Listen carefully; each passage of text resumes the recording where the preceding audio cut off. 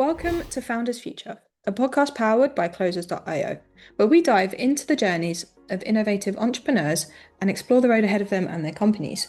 I'm your host, Olivia Sammons, and in each episode, we'll uncover the stories behind impactful ventures, the challenges faced along the way, and the strategies driving their future growth. Today, we're joined by Tiffany Kepler, the founder and creative growth strategist of the Embodies Creative Agency.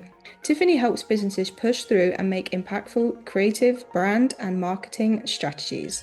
Tiffany, very warm welcome to Founders Future. Thank you so much for joining me. How are you doing today? I am good. How are you doing? I'm so excited to be here. Thanks for having me. I'm very excited. I'm loving the energy coming into this as well. Yes. So let's dive into it. So I like to start with all my guests at the beginning of their journey. So can you take me back to what it was that you was doing before we started up the agency, and then what motivated you to do so? Man, it feels like a lifetime ago.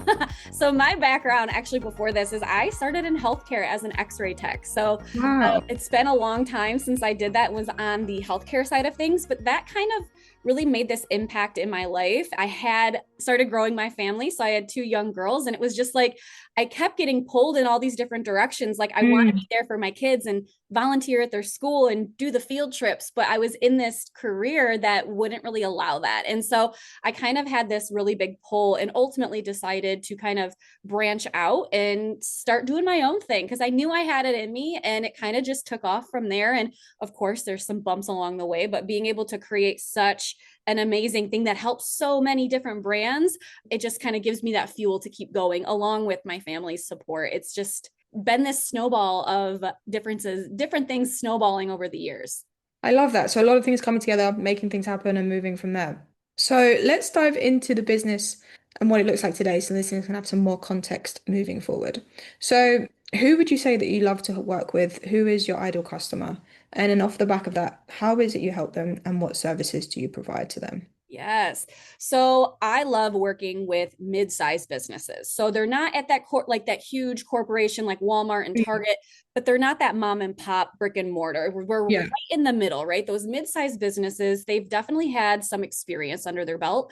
And honestly, I work in with a lot of different industries. I've worked with SaaS companies. I've worked Okay. with home improvement, plumbers, engineers. I've worked on that kind of side of things. I've worked with product-based businesses. And so there's not really a specific niche, so to speak, but it's mainly those mid-sized brands that are truly who I can really see this insane amount of growth with what it is that I have to offer. And what I do is kind of take regular content creation, because that's such a broad and blanket statement, and really introject really emotionally intelligent ad creatives, video strategy, and pretty much adding that storytelling that's very strategically made to convert. And so adding in obviously the creative direction, that marketing psychology, as well as looking at the performance strategy side of things are all different ways that I kind of work with clients and help them continue to grow and scale their business. Because at the end of the day, we know and they know what got them to this point is not going to be the same thing to get them to that next level. And so 100%.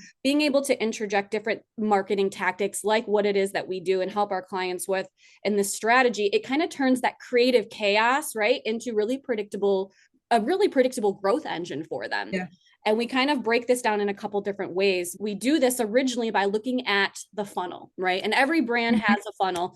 And so taking a look at their website and kind of finding any of the leaks or the holes, taking a look at their ads. And some of the clients we work with, they're not really running a ton of ads, but looking at that side of things, looking at their organic presence and seeing, are they showing up consistently organically, and kind of looking at the bigger picture and how all of these pieces speak to each other, ultimately leading to more sales, more conversions, more growth for the businesses.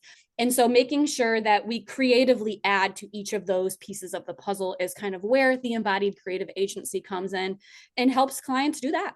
Amazing. I love it. I love you touched on pretty much every aspect because as you say, once a business goes from mom and pop, small business to medium, that next step then to like a big business, those little elements are so key. Like making sure the organization and the structure's there so you're not like a wolf's gonna come down and blow your house down the next day. Like it is that vital moving forward. The structure to scale is so important. So how long is it that you'll typically work with a company? Do you go in and like overhaul everything or is it more of a done with you service?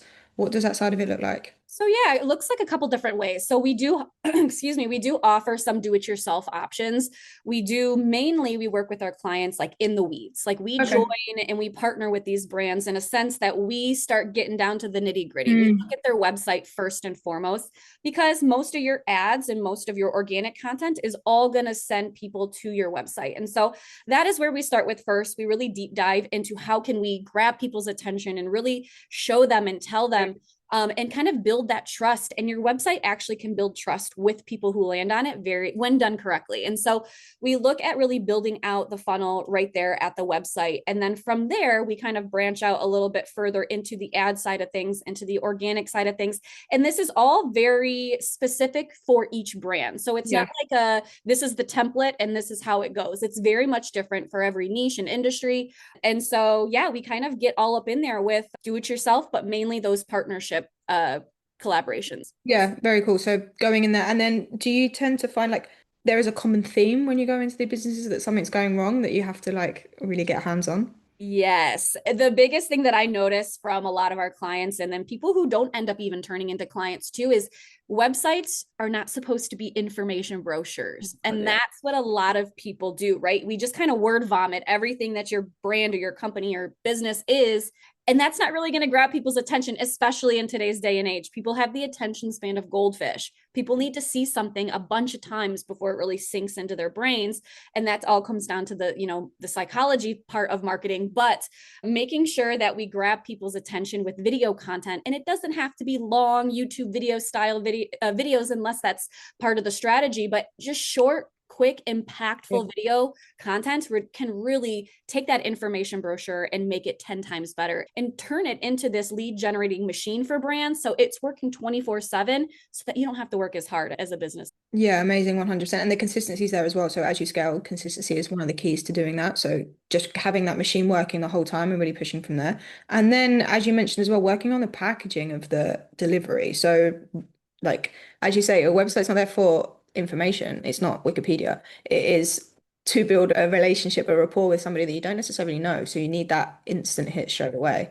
Very much here for that. So in terms of like marketing for yourself, how do you go about acquiring customers? What do you find most effective? Yeah. So something that I've noticed is what's worked best is kind of, content, right? I walk the walk, so to speak. So making sure my website, our website's optimized, making sure our content is good, making sure ads and things of that nature is kind of how we attribute customers. And, obviously being consistent on social platforms where my ideal customers and clients are, which is typically LinkedIn. So Okay. pretty active over there. Do you kind of treat it mainly organic at the moment, or are you running any form of ads to bring in traffic yourself?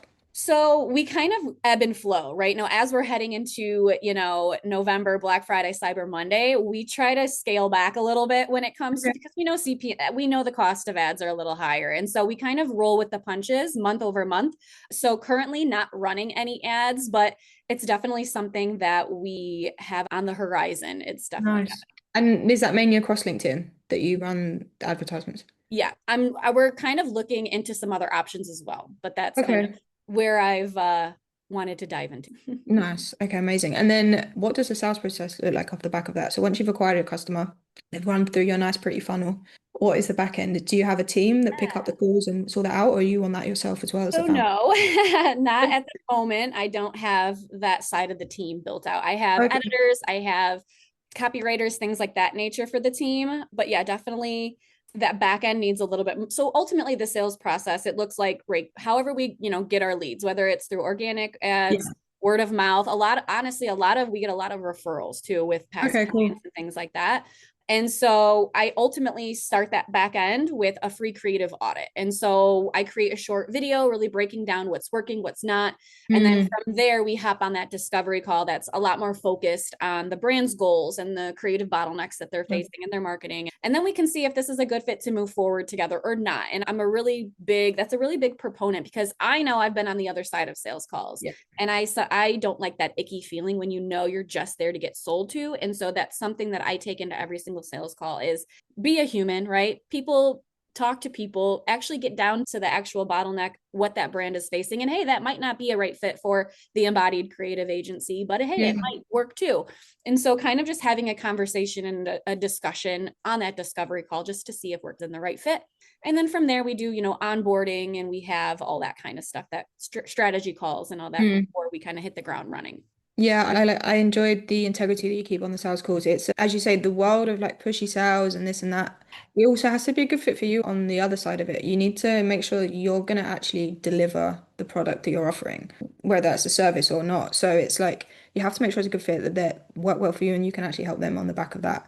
So great rapport moving forward. Would that ever be something that you'd look to add on in the future, is relieving some of that pressure from yourself? Yes. Yeah. Yeah, Okay. that's kind of the one thing that I think would change the growth that Yeah. much better, is just kind of adding in that sales closer or kind of like partnership manager, I guess, really to handle when the inbound volume grows. Yeah. Yeah, it's important to grow it together, as we've been saying throughout the whole thing. So let's move on to the plans for the future. So what do the next 12 months have in store for you? Have you got any cool projects you're working on, or is that like a milestone or revenue target that you're looking forward to achieving this year? Yeah. So one of my priorities, things that I'm looking kind of forward to in the next year, is really building out the team a little further, being very strategic with who it is that we bring on so that we can serve more brands, right? And I want to do this very smartly. No, smart. We do this smart because we don't want to lose that hands-on strategy that I'm known for. And so making sure I go about this very strategically. And then I'm also working on a little bit further on the do-it-yourself kind of like system, right? So it's kind of Mhm. like a plug and play creative strategy framework for brands to use on their in-house teams if they're already doing stuff along those lines. So if they don't Cool. want an entire, agency to come in alongside them, having this as another option. So, and then yeah, and then so like revenue goals, kind of aiming at, I would say kind of personal revenue goals about 30K, but I know like expansion in the agency, I would love to see that a lot more. But it's kind of like those key drivers, really. It's like retaining clients, putting Yeah. those new offers out there. And then obviously, those referral partnerships have done us the most success so far, but taking it to the Okay. next level. Okay, cool. So again, referrals are great and nice to build through. It's just you need the consistency the whole way through. Right. So what would you say is the biggest challenge at the moment in hitting those targets? So getting to that 30K a month for yourself personally. I mean, I would say right now the biggest challenge is bandwidth for myself and my team, right? So we're small but mighty, but being able to Yeah. kind of have all of the proper pieces in the proper place for that scaling. So how long was it that you'll typically spend then within an organization in terms of like the fulfillment side and the capacity side? Yeah, so typically we're in there for a minimum of 6 months. Gotcha. So time hand on your essence, then you need more people on the team to really bring on more clients from there. Yeah. Okay, amazing. And then, so as you look to kind of grow and to scale and move forward from there, do you ever feel like there'll be a point where you can step away fully from the business and just work on it, or would you always really like to be involved and hands-on moving forward? I feel like there is a balance in between both. I feel Mhm. like I would love to step back slightly as if the machine is still going well, Yeah. right? So that putting those pieces is really important. But yeah, I think because I'm so hands-on with what I do, it's a little trickier for me to step out. But yeah, ultimately that balance is kind of something I would be. Yeah. Okay, amazing. And then just before we log out, I want to move into a little bit of a lightning round with you. Yeah. So let's get fire on some questions. So what would you say is one big tool or resource that you've recently implemented in the business that has been a big game changer? Yeah, so it's not been recently implemented, but I've used it since day one, and it's all never let me down, which is Notion. I literally run Oh. everything, client pipelines, creative trackers, like that allows our team to stay all on the same page. So that's something that I look at every single day and could not survive without it. Yes, Notion. I love Notion a lot. And then in terms of scaling a business, what would you say is the best piece of advice you have ever received? Yeah, so something I would say would be, don't outsource the soul of your business too soon. What I mean by that is kind of like systemize after you kind of perfected the process yourself. So making sure everything runs smoothly before kind of outsourcing. Yeah, I would agree. The wheels have to be in motion before you start adding to the truck. Amazing. And then if you could go back to a younger self, so say from like a Tiffany from a few years ago before this madness started and the entrepreneurship journey undergo, and you could only leave yourself with one piece of advice moving forward, what would you say to yourself? I would kind of say, well, this is deep. It is. I would say something like this is actually something that I tell myself often. So, this is a great one. So, build systems around what gives you energy, not just what makes you money, because the money is going to follow when you love the work that you do. Yeah, couldn't agree more. Could not agree more. You do the right things and the right things will follow.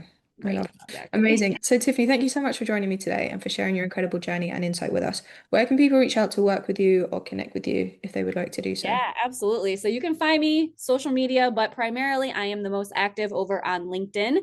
And you Mhm. can look up the Embodied Creative Agency over there on LinkedIn, or you can check out the website at tiffanykepler.com or the embodiedcreative.com. Awesome. Amazing. And to our listeners, if you enjoyed this episode, please do not forget to subscribe to Founders Future via wherever you listen to your favorite podcasts. And if you are a business owner, specifically a coach, consultant, or agency owner, and you're really looking to scale your business and you want to enhance your sales and marketing efforts, visit closers.io to hop on a call with one of our team and discover how we went from zero to $30 million per year in less than 3 years. But until then, keep climbing and we will see you on the next one.